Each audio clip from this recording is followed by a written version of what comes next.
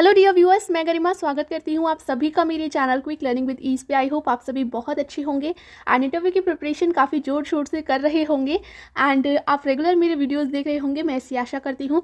आज का वीडियो काफ़ी ज़्यादा इंपॉर्टेंट है क्योंकि अब लास्ट 8 डेज़ बचे हैं एंड बहुत ज़्यादा कन्फ्यूजन हो रहा है, बहुत ज़्यादा डर लग रहा है कि क्या होगा क्या नहीं होगा।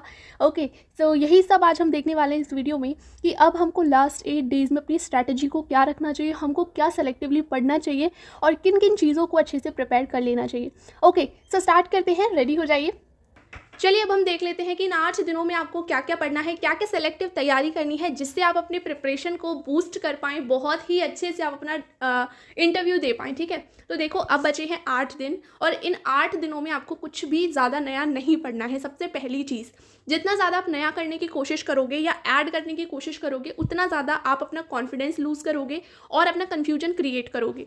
कैसे? देखो, अब आपने जितने भी डेमो तैयार कर लिए, आपको बहुत लंबा समय मिला है प्रिपरेशन करने के लिए। सो अब ऐसा नहीं होना चाहिए कि मेरी प्रिपरेशन नहीं हुई, मेरे को कुछ नहीं आ रहा, तो ये नहीं होना चाहिए। और अगर ऐसा हो रहा है तो ये गलती आपकी है, आपने प्रिपरेशन नहीं की है। ठीक है, तो मैं ऐसी उम्मीद करती हूँ कि आपने बहुत अच्छी प्रिपरेशन कर ली है, आपने सिचुएशन बेस्ड क्वेश्चन की काफ़ी वीडियोज़ देख ली हैं, आपने बहुत सारे डेमो भी प्रिपेयर कर लिए हैं। ठीक है, जितना हो सकता था उतना आपने कंप्लीट कर लिया है, बस अब आपको है पॉलिश करने की देर। चलिए, तो देखिए, सबसे पहले आपको मैंने बहुत पहले कहा था कि आपको अपने हर एक सब्जेक्ट के एटलीस्ट 5 डेमो तैयार होने चाहिए। ठीक है, और मैं उम्मीद भी करती हूँ कि आपके वो 5 डेमो तैयार होंगे भी। ठीक है, हर एक सब्जेक्ट के, मैथ, इंग्लिश, हिंदी, ईवीएस, चारों सब्जेक्ट के। ठीक है, 5-5 आपको डेमो तैयार करनी है और वो आपने कर लिए होंगे। अब आपको बस एक नया वर्क करना है यहाँ पे कि जो वो आपने 5 डेमो तैयार किए हैं उनसे रिलेटेड एक एक्टिविटी अपने माइंड में ज़रूर तैयार कर लीजिए। एक्टिविटी का मतलब ये है कि अगर वो बोल देते हैं कि इस टॉपिक से रिलेटेड क्या एक्टिविटी आप करवा सकते हैं तो आप उसका आंसर कर पाएँ। बस इतना सा काम आपको करना है। जैसे मान लो आपने लिया हिंदी में आपने बच्चों को सिखाया संज्ञा या सर्वनाम। ठीक है, तो आप बोर्ड पे एक ऐसी एक्टिविटी क्रिएट करके बताओगे। मान लो आपने कुछ संज्ञा के वर्ड लिख लिए, कुछ सर्वनाम के वर्ड लिख लिए। अब आप दो बच्चों को करके बुला रहे हो और आप बोल रहे हो संज्ञा। ठीक है, तो जिस बच्चे ने जल्दी से संज्ञा पे सर्कल कर दिया तो वो क्या हुआ? विनर हुआ। ठीक है, फिर आपने 2 बच्चे बुलाए, सर्वनाम, जिस बच्चे ने पहले सर्कल कर दिया सर्वनाम पे वो विनर हो गया। तो कुछ इस तरीके की एक्टिविटी। ईवीएस में मान लो आपने फूड पढ़ाया था, अब आपने बोर्ड पे कुछ जंक फूड बना दिए हैं, कुछ मिला के हेल्दी फूड बना दिए हैं। आप बोल रहे हो जंक फूड, तो बच्चे ने जंक फूड पे फटाफट से गोला कर लिया। तो इसका मतलब ये है कि बच्चा पहचान पा रहा है कि वो जंक फूड है या हेल्दी फूड है, ये संज्ञा है या सर्वनाम है। तो कुछ अपने टॉपिक से रिलेटेड एक्टिविटी आपको तैयार करनी है, बस इतना सा आपको काम करना है नया। ठीक है, और बाकी अपना जो डेमो तैयार किया उसकी ढेर सारी प्रैक्टिस करनी है। उन 5 डेमो को पढ़ा के देखना है अपने घर पे, जिससे वो आपके बहुत अच्छे से तैयार हो जाएं। नेक्स्ट आपको मैथ्स में क्या करना है, ये मैंने बात की है हिंदी, इंग्लिश, ईवीएस की। मैथ्स में भी आपको 5 डेमो तो मैंने सीधे सीधे बोले थे कि तैयार करनी है, लेकिन बस आप थोड़ी सी मेहनत और कीजिए कि आपको क्या करना है। मैथ्स में वैसे मैं जानती हूँ कि आपने 5 से ज़्यादा ही तैयार किए होंगे, क्योंकि देखो 5 में बेसिक 4 तो हो जाते हैं, addition, subtraction, multiplication and division, ये तो हर कोई तैयार करता है। तो इन 4 के अलावा आपके पास एटलीस्ट 4 टॉपिक और होने चाहिए मैथ के जिनको आप बता पाएँ। आप ले सकते हैं एरिया, आप ले सकते हैं perimeter, HCF, LCM, fraction, pattern, ये चीज़ें आप ले सकते हैं। ठीक है, तो आप क्या करें, अगर आपने 5 कर लिए हैं तो एटलीस्ट 2 और नए तैयार कर लें। वैसे आपने कर ही लिए होंगे, ठीक है, बट आप उन पर थोड़ी और अच्छी पकड़ बना लीजिए। मैथ्स का थोड़ा वेटेज ज़्यादा रखिए, क्योंकि क्या होता है कि हर कोई यही समझता है कि मैथ में इसका हाथ तंग है या नहीं, ये जानने के लिए क्या है, सामने से भी मैथ के टॉपिक दे दिए जाते हैं। क्योंकि देखो, जिसकी मैथ अच्छी होती है तो वो सामने से बोलता है कि सर मैं मैथ का टॉपिक पढ़ाऊंगा। ठीक है, लेकिन जिन लोगों को थोड़ा डर लगता है तो वो मैथ को स्टार्टिंग में नहीं लेते, वो हमेशा क्या है कोई और सब्जेक्ट लेते हैं। लेकिन चेक करने के लिए इंटरव्यूअर क्या करते हैं, बोलते हैं कि मैथ का कोई टॉपिक पढ़ा के दिखाइए। तो मैथ में आप क्या है, थोड़े बस 5 से 8 टॉपिक ज़रूर तैयार करके जाइए। ठीक है, तो मैथ का वेटेज थोड़ा ज़्यादा रखिएगा। नेक्स्ट आपको क्या पढ़ना है, सितंबर एंड अक्टूबर का जनरल करंट। जनरल करंट क्या होता है, तो देखो आपने देखा होगा कि जो करंट वाले चैनल होते हैं वो काफ़ी ज़्यादा पोस्टमार्टम करके हर एक टॉपिक को बताते हैं कि उसकी डेट ये रही है ना, इससे पहले ऐसा ऐसा हो चुका है। तो देखो वो क्या है, रिटन पर्पज़ के लिए बहुत अच्छा रहता है, लेकिन आपका वहाँ पे ओरल इंटरव्यू है। ठीक है, तो ओरल में क्या है, अगर आप किसी चीज़ की अलर्ट कितने हैं आप कितने जागरूक हैं, कितनी चीज़ों को आप जानते हैं, मैटर ये करता है। ज़रूरी नहीं आपको बहुत सारी डेट्स याद हों तभी आप उस टॉपिक को अच्छे से बता पाएँ। आपको कहते हैं ना कि एक बैकग्राउंड पता हो कि हाँ ये टॉपिक इससे रिलेटेड था, इसमें ये चल रहा था, तो इतना मैटर करता है, तो आपको ये पता होना चाहिए। तो आपको क्या करना है, सितंबर एंड अक्टूबर का एक तो जनरल करंट देखना है, जैसे मैं अपने चैनल पे करवा भी रही हूँ। मैंने अभी तक 2 क्लासेस ली हैं, ऑलमोस्ट हम सितंबर को कंप्लीट कर चुके हैं। लेकिन आपको सबसे ज़्यादा चीज़ें क्या तैयार करनी है करंट में, important events and न्यूज़ेस। Important events जैसे क्या क्या है, G20 summit, Asian games, Chandrayaan, Aditya L1, women reservation bill, ये बहुत हॉट टॉपिक्स हैं। तो इन टॉपिक्स के बारे में आपको अच्छे से नॉलेज होनी चाहिए। बाकी का जो भी करंट है, जैसे कौन RBI का नया चेयरपर्सन बना, या फिर ऐसी चीज़ें जो भी हैं, ये आपको बेसिक पता होनी चाहिए। ठीक है, तो मैं अपने चैनल पे अभी तक आपको इंपॉर्टेंट टॉपिक करवा भी रही हूँ। अगर आप मेरी रोज़ वीडियो देख रहे हैं, नहीं देख रहे हैं तो आप चैनल पे जाके देख सकते हैं। नेक्स्ट है NCERT books chapter and themes 1 to 5। NCERT की बुक्स के नेम आपको पता हो सबसे पहले, क्योंकि चेंज हुई हैं तो आपको नाम ही ना पता हो, ऐसा ना हो। नेक्स्ट, उन बुक्स के अंदर जो थीम्स हैं, मैंने अभी 1st एंड 2nd क्लास की जो भी थीम्स है उस पर वीडियो बनाया था। ठीक है, तो आपको बुक के अंदर जो भी थीम है वो पता हो, चैप्टर्स के नेम पता हो। अगर आपसे पूछा जाए क्लास 3rd की हिंदी के चैप्टर के नेम बताइए, तो आपको चैप्टर के एटलीस्ट 5 to 6 नेम तो पता हो। ऐसा नहीं कि आपको बिल्कुल भी नेम नहीं पता, कि पता ही नहीं 3rd की हिंदी में कौन कौन से चैप्टर हैं, ऐसा ना हो। ठीक है, थीम्स आपको पता हो, ये क्लियर रखिएगा। Next, introduction.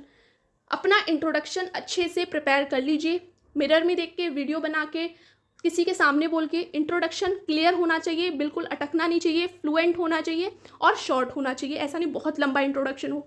ठीक है, नेक्स्ट है सूटेबिलिटी फॉर द पोस्ट। ये आप अपने बायोडेटा के अंदर लिखेंगे और इसको भी आपको प्रिपेयर करना है, क्योंकि सबसे पहले तो बनाने के लिए कि आपको फॉर्मेट कैसा बनाना है इसकी प्रिपरेशन करनी है, अच्छे से सेलेक्टिव वर्ड यूज़ करने हैं, और जो वो सेलेक्टिव वर्ड्स आप यूज़ कर रहे हो उनको आपको एक्सप्लेन भी करना आना चाहिए, क्योंकि क्वेश्चन आपसे यहीं से पूछा जाएगा।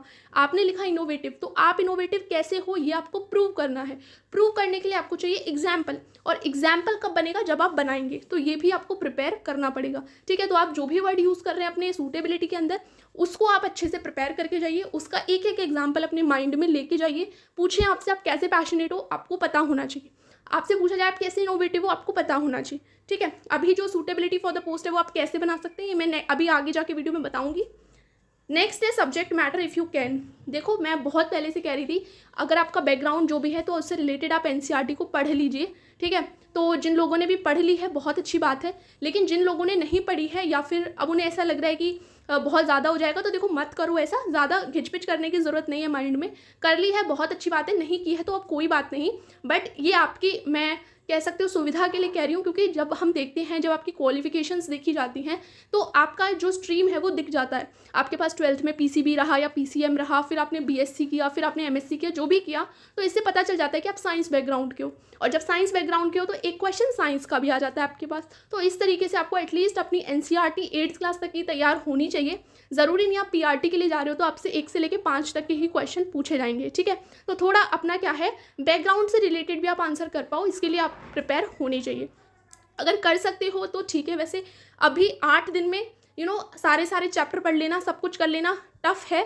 ठीक है, लेकिन फिर भी अगर इंपॉर्टेंट चैप्टर आप पढ़ सको, ठीक है, तो आप कर सकते हो। ठीक है, अब देख लेते हैं कि जिनसे आपसे क्वेश्चन पूछा जाए वो इंपॉर्टेंट टॉपिक हम कौन कौन से तैयार करें।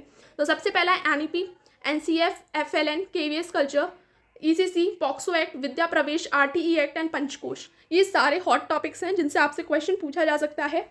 KVS कल्चर के अंदर आपको जितने भी प्रोग्राम्स हैं, जितनी भी स्कीम्स हैं, वो सारी पढ़नी है। मेरे चैनल पे आपको प्लेलिस्ट मिल जाएगा, आप इस प्लेलिस्ट में जाके देख सकते हो। KVS कल्चर के अंदर जो भी प्रोग्राम्स स्कीम है मैंने सब कुछ कराया है। नेक्स्ट, NEP, NCF, FLN, इसके लिए मैंने एक पर्टिकुलर प्लेलिस्ट दे रखी है आपको। इसके अंदर आपको सारे ये टॉपिक मिल जाएंगे जो भी इंपॉर्टेंट है, तो आप इनको एक एक करके देख सकते हो। ठीक है, तो ये आपको इंपॉर्टेंट टॉपिक्स तैयार कर लेने अच्छे से, यहाँ से कोई भी क्वेश्चन पूछा जाए तो आपकी क्लियर हो चीज़ें। नेक्स्ट है बेसिक पर्यायवाची कठिन शब्द विलोम। देखो हिंदी में क्या होता है, कभी कभी वो किसी चीज़ का विलोम पूछ लेते हैं, किसी चीज़ का पर्यायवाची पूछ लेते हैं, कठिन शब्द कुछ लिखवा लेते हैं।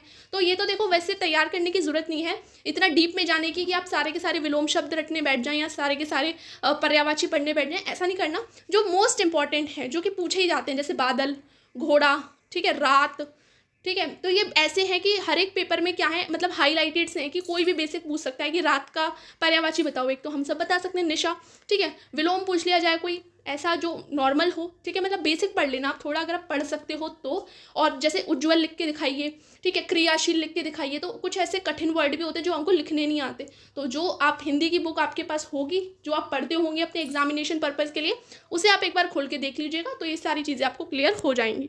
नेक्स्ट देख लेते हैं, बेसिक क्वेश्चन आपको तैयार करने हैं और ये आपको अच्छे से तैयार करके लेके जाने हैं, ठीक है।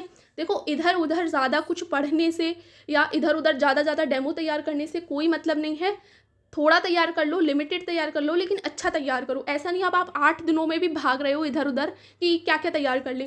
सिर्फ सेलेक्टिव चीज़ों को रेडी करो। अब ये सेलेक्टिव क्वेश्चन है जो कि हर एक इंटरव्यू में पूछे जाते हैं, बेसिक क्वेश्चन है, पूछ ही लिए जाते हैं, तो इनके आंसर तो आपके पास होने ही चाहिए। फर्स्ट क्या है, why we should hire you, हम आपको क्यों लें इस जॉब में, आप केवीएस क्यों ज्वाइन करना चाहते हो, आपको टीचर बनने के लिए क्या मोटिवेट करता है, आपकी टीचिंग फिलॉसफी क्या है, आप आईसीटी का कैसे यूज़ करोगे क्लासरूम में, आप जानते हैं केवीएस के विजन और मिशन के बारे में, अच्छा टीचर के रोल्स क्या होते हैं, ठीक है, आप ज़रा इंक्लूसिव लर्निंग क्या होती है इसके बारे में बताएं, एक्सपीरियंशियल लर्निंग क्या होती है इसके बारे में बताएं, एक्टिविटी बेस्ड लर्निंग क्या होती है इसके बारे में बताएं। अच्छा होलिस्टिक डेवलपमेंट की बहुत बातें की गई हैं एनईपी 2020 में, क्या होता है ये होलिस्टिक डेवलपमेंट। 360 डिग्री रिपोर्ट की बात की गई है, क्या होता है ये रिपोर्ट कार्ड।